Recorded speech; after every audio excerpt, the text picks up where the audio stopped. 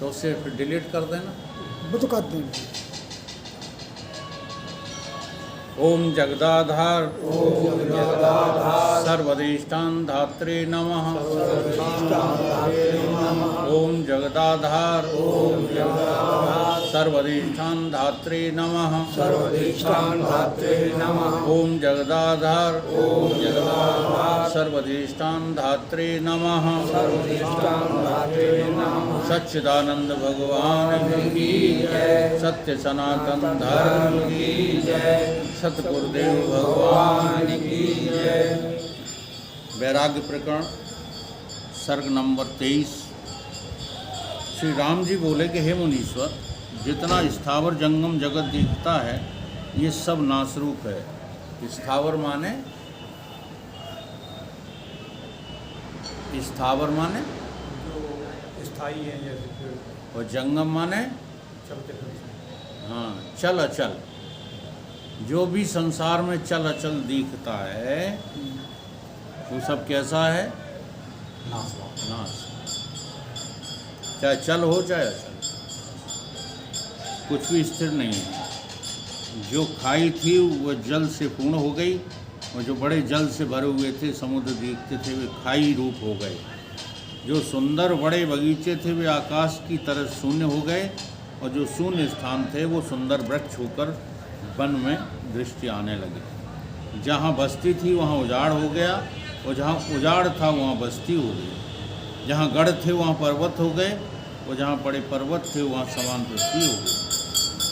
हे मुनीश्वर, इस प्रकार पदार्थ देखते देखते विपर्य हो जाते हैं, स्थिर नहीं रहते, तो फिर मैं किसका आश्रय करूं और किसके पाने का यत्न करूं? ये पदार्थ तो सब नाश रूप हैं। जो बड़े ऐश्वर्य से संपन्न और बड़े कर्तव्य करते और बड़े वीर्यवान तेजवान हुए हैं वे भी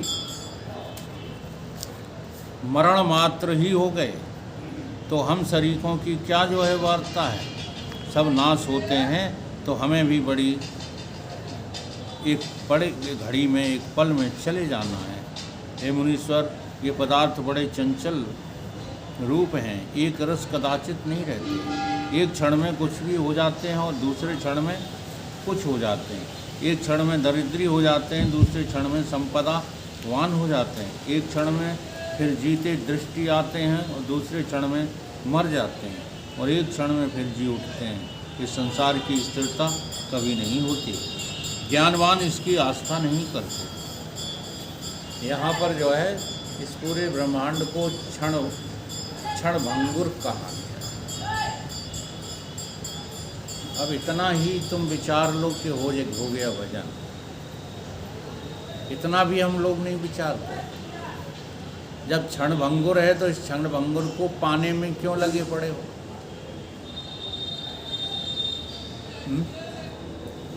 मिलेगा ये संसार, आपको मिलेगा। जब मिलेगा ही नहीं तो फिर क्यों लगे पड़े हो इसमें?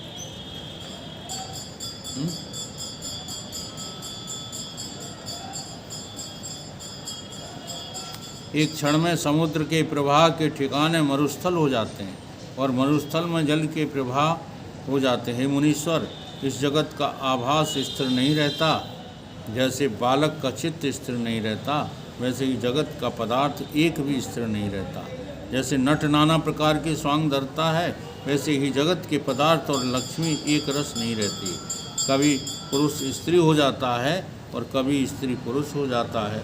कभी मनुष्य पशु हो जाता है और कभी पशु मनुष्य हो जाता है। स्थावर का जंगम हो जाता है और जंगम का स्थावर हो जाता है। मनुष्य का देवता हो जाता है, देवता का मनुष्य हो जाता है। इसी प्रकार घड़ी यंत्र की नाई जगत की लक्ष्मी स्थिर नहीं है। अब ये कल्पना आप अब छोड़ दो। लोग कहते हैं ना कि हमको तो अगला जन्म मनुष्य का ही मिलेगा। ये आपकी कल्पना होती है, व्यर्थ। और जो स्त्रियों पर अत्याचार करते हैं ना लोग, हाँ, बहुत सारे घरों में मैंने देखा है, पुरुष स्त्रियों से अपने को बलवान समझते हैं, वो भी एक दिन स्त्री हो जाएंगी। जैसे तुम पुरुष के रूप में जन्मे हो तो ये आवश्यक नहीं है कि अगला जन्म आपका पुरुष का ही हो, स्त्री का हो सकता है, हो ही जाओगे। अगर स्त्रियों को तुमने बुरा कहा है, उनके साथ तुमने गंदा व्यवहार किया है, तो आपको स्त्री होना ही पड़ेगा। ये अदला बदली चल रही है। जो आज तुम्हारी पत्नी है, कल तुम उसकी पत्नी बनोगे, पक्का है ये, गांठ बांध लो। इसलिए इस सब से वैराग प्राप्त करो। ये कोई भी अचल नहीं है, सब के सब चलायमान, परिवर्तनशील। घड़ी यंत्र की नाई जगत की लक्ष्मी स्थिर नहीं रहती, कभी ऊर्ध्व को जाती है तो कभी अधः को जाती है, स्थिर कभी नहीं रहती, सदा भटकती रहती है। ये लक्ष्मी का भटकना क्या है? अभी ऊर्ध्वगामी चल रही है कि अधोगामी? लक्ष्मी अधोगामी, कैसे? पतन की तरफ। समझ नहीं पा रहे। अधोगामी का मतलब होता है वर्तमान में जब तामस प्रधान हो गया है तो लक्ष्मी उन्हीं लोगों के पास है जो अधोगामी गति को प्राप्त होने वाले हैं। देख लो, धनवान सब दुष्ट मिलेंगे तुम्हें। धनवान कोई भी तुम एक छांट के ले आओ भिंड में से, जो धनवान भी हो और शोषण न करता हो। लेकिन प्राचीन काल में सारे धनवान ऐसे मिलते थे, किसी का कभी शोषण नहीं किया। हमेशा राजा हरिश्चंद्र से शुरू हो जाओ, राम जी हुए, राजा हरिश्चंद्र हुए, दिलीप हुए, उस वंश में तो जो है हजारों राजा हुए, और अभी तक कलयुग तक होते रहे। जिनके पास धन का पार नहीं रहता था, लेकिन उनकी महानता भी वर्णन करते नहीं बनती थी। धन जाता ही उनके पास था जो महान कार्यों में निपुण होते थे। आज धन आता ही उनके पास है जो दुष्ट प्रवृत्ति के। कोई एकाध हम कहते नहीं, वो अपवाद तो सारे युगों में मिलता है, लेकिन वर्तमान में देखने में यही आ रहा है कि शोषण से धन बढ़ता है। और जो बेचारे ईमानदार हैं वो कहते भी हैं कि क्या फल क्या मिला, सारी ज़िंदगी ईमानदारी से हम काम करते रहे, अंत में भूखे ही रहे, अंत में जो है अपमानित ही होकर रहे। क्या मिला हमें ईमानदारी का फल, ऐसा को लोग कहते हैं। लेकिन वो ये नहीं समझते कि ईमानदारी का फल लक्ष्मी नहीं होता, ईमानदारी का फल वैभव नहीं होता, ईमानदारी का फल ऐश्वर्य नहीं होता, ईमानदारी का फल तो भगवान होते हैं। हाँ, तुझे भगवान मिले कि नहीं? एक फिल्म में एक माँ के दो बेटे थे, वो देखी थी मैंने। तो दोनों बेटों में जो है एक बेटा बड़ी दुनिया के द्वारा उनको बहुत ट्रेजेडी दी गई, बहुत तरसाया गया, दुनिया के द्वारा उनको परेशान किया गया। हाँ, उसकी माँ को जो है विधवा कर दिया, उसके पति का कत्ल कर दिया। फिर देव योग से जो है उनकी तरक्की हुई।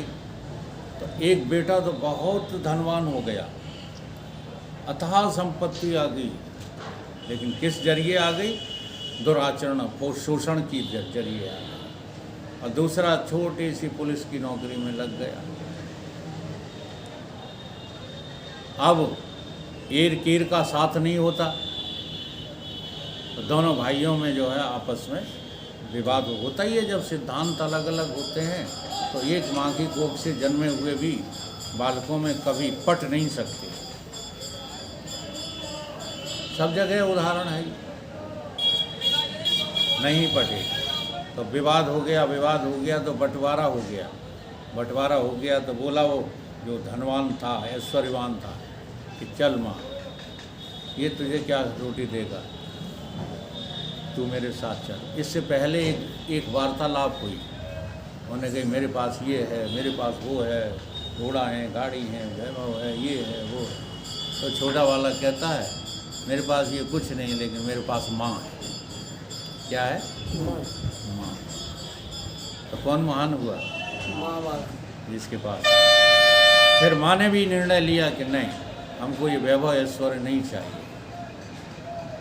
माँ भी उन बालकों पे खुश रहती है जो माँ के सेवक हों। इसी प्रकार से ये अध्यात्म है। गरीब हो तो क्या हुआ, तुम भगवान के सेवक हो कि नहीं, तुम भगवान के भक्त हो कि नहीं। अगर भगवान के भक्त नहीं हो तो तुम दो कौड़ी की नहीं।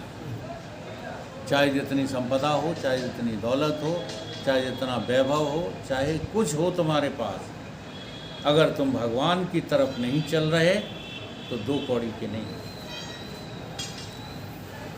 भटकती रहती है ये लक्ष्मी भी, भटकती रहती है। कभी आती है सज्जनों के पास, कभी पहुंच जाती है दुर्जनों के पास। इसका भी भटकाव कभी बंद नहीं होता है। कलयुग में है दुर्जनों के पास, और सतयुग में थी सज्जनों के पास। त्रेता में आधी आधी थी, कुछ दुर्जनों के पास, कुछ सज्जनों के पास। द्वापर में दुर्जनों के पास जाने लगी, और अब कलयुग में तो घमासान जो है दुर्जन ही दुर्जन पैसे वाले मिलेंगे। जैसे दीदी माँ रितम्बरा के पास जो है दौलत नहीं है, देख नहीं पा रहे तुम। अब जो नहीं देख सकता, ऐसे तो स्वामी परमानंद जी भी हैं। अब तुम्हारी बुद्धि पे काम ही नहीं कर रही। स्वामी परमानंद जी के पास कौन सी दौलत है? क्या कोई आदमी अपनी कमाई हुई दौलत को ऐसे ही ठोकर मार सकता है एक सेकंड में? तो उन्होंने तो एक सेकंड में ठोकर मार दी सारे आश्रमों को। आज भी वो केवल ब्रह्म चिंतन में मगन रहते हैं। फिर कैसे कहा जाए कि वो ऐश्वर्यवान थे, वो वैभववान थे, वो दौलतवान थे? ऐसे ही दीदी रितम्बरा की तुम मेन जो है प्रवृत्ति को नहीं परख नहीं पा रहे। वो राष्ट्रभक्त हैं, राष्ट्र के लिए ये दौलत एक सेकंड में लात मार देंगे। अगर कभी कोई बात आ जाए कि ये दौलत राष्ट्र के लिए दे दो, तुरंत दे देंगे। राष्ट्रभक्त महिला हैं वो, और जो राष्ट्रभक्त होता है वही आगे चल करके प्रभु भक्त होता है। किसी भी एक चीज़ को अपना तो लो, लेकिन आज केवल तमाशा करते हैं लोग।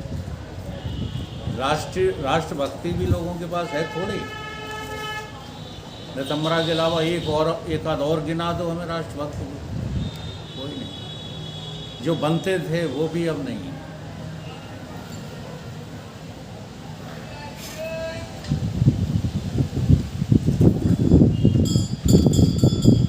सब कुछ अर्पण नहीं कर सकते। चलो हम कहा समाज भक्त हो जा, छोड़ो राष्ट्र भक्त,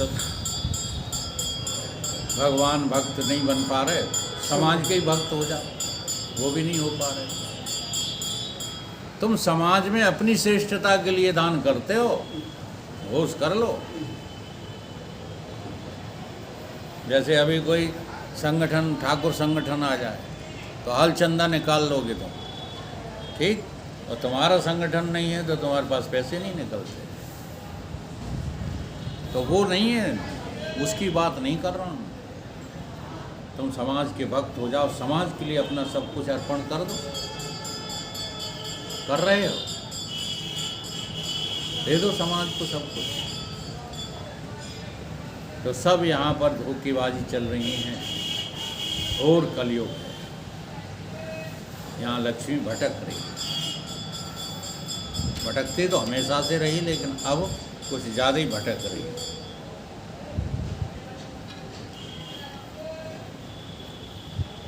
बड़े बड़े बलिष्ठ भी मेरे देखते देखते लीन हो गए। जो बड़े बड़े सुंदर स्थान थे वो भी शून्य हो गए, और सुंदर ताल और बगीचे जो मनुष्य के से परिपूर्ण थे शून्य हो गए। हमने राजा के ताल और रानी के ताल में स्नान किया है, भिंड में, जी हाँ, दोनों तालों में स्नान किया है। पक्के बांध बंधे हुए थे दोनों। आज क्या दशा है, केवल मोहल्ला के नाम से रह गए। कौन सा मोहल्ला? श्री राजा का ताल मोहल्ला। अब वहाँ ताल वाल कुछ नहीं है। तो इस प्रकार से परिवर्तन होता रहता है। और स्थल की भूमि सुंदर हो गई और घट के पट हो गए, वर के साप हो जाते हैं, साप के वर हो जाते हैं। इसी प्रकार ही विप्र जो जगत दृष्टि आता है वह कभी संपत्तिवान और कभी आपत्तिमान दृष्टि में आता है और महाचपल है। हे मुनीश्वर, ऐसे सब अस्थि रूप पदार्थों का विचार बिना मैं कैसे आश्रय करूं और किसकी इच्छा करूं? सब तो नाश रूप ही है। भगवान श्री राम यहाँ सारे ब्रह्मांड को नाश रूप बता रहे हैं कि हम किसी का आश्रय नहीं ले सकते, ये सब नाश रूप। ये जो सूर्य का प्रकाश युक्त दृष्टि आते हैं वे भी अंधकार रूप हो जाएंगे। अमृत से परिपूर्ण चंद्रमा भी शून्य हो जाएगा। सुमेरु पर्वत आदि सब लोक, मनुष्य, देवता, यक्ष और राक्षस सब नष्ट होंगे। इससे हे मुनीश्वर और किसी का क्या कहना, ब्रह्मा, विष्णु, रुद्र, जगत के ईश्वर भी शून्य हो जाएंगे। जो कुछ जगत दृष्टि आता है, स्त्री, पुत्र, बांधव, ऐश्वर्य, वीर, तेज से युक्त नाना प्रकार के जो जीव भासते हैं वे सब नाश रूप हैं। फिर भी मैं किस पदार्थ का आश्रय करूं और किसकी इच्छा करूं? हे मुनीश्वर, जो पुरुष दीर्घदर्शी हैं उसको तो सब पदार्थ विरस हो गए, वह किसी पदार्थ की इच्छा नहीं करता, क्योंकि उसे तो सब पदार्थ नाश रूप भासते हैं। और वह अपनी आयु को बिजली की चमत्कारवत देखता है।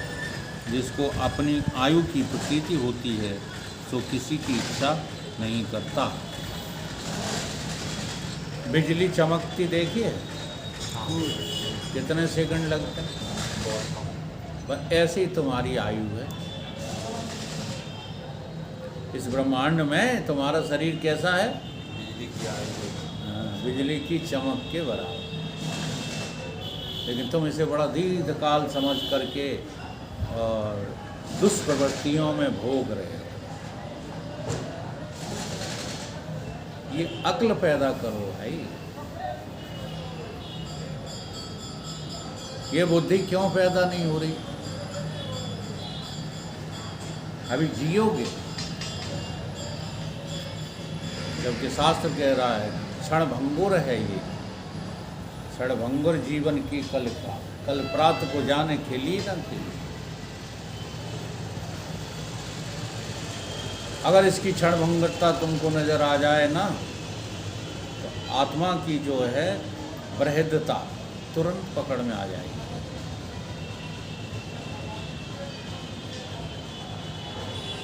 यक्ष का पहला ही प्रश्न यही था युधिष्ठिर महाराज से कि सारी दुनिया मर रही है, फिर भी लोग अपने को मरा हुआ नहीं देख पा रहे।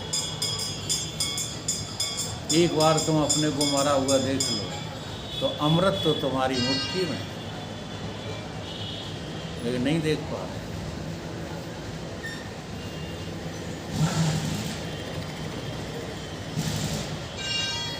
मर जाने का लक्षण क्या होता है? अच्छा ईमानदारी से बताओ, मर जाने का लक्षण क्या होता है? दुनिया का कोई काम कर पाओगे? हैं? नहीं होगा। व्यवहार लूट पाओगे? सुंदरता दिखा पाओगे? पढ़ाई लिखाई कर पाओगे? हैं? तो शास्त्र यही कह रहा है कि अभी तुम जिंदा हो ही नहीं, देखो मरे मराए हो। मरी मराई पुखिया से काहे नाता जोड़ा, देख ही नहीं पा रहे। जो अपने को मर देख लेता है वो अमर हो जाता है, उसी को अमर तत्व की प्राप्ति हो जाती है। तो आसान ना समझो जो लोगों को डांटते रहते हो अपने वेदांत के द्वारा। जिस दिन आप अपने को मर देख लेंगे उसी दिन संसार खत्म, खेल पैसा है,